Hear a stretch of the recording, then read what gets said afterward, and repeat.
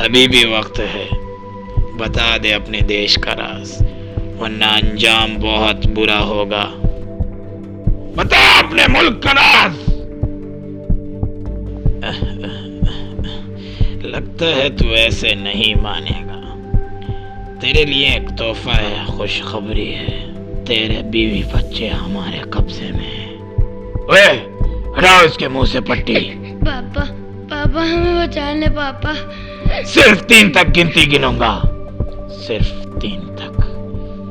राज बताता है तो ठीक है, वरना इनकी मौत का जिम्मेदार तू खुद होगा। 3। पापा, ये हमें मार देंगे पापा।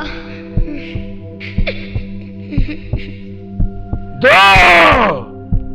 मैं हल्फ उठाता हूँ कि इस मुल्क के लिए अपना सब कुछ कुर्बान कर दूंगा और इस मुल्क की हिफाजत करूंगा। 1।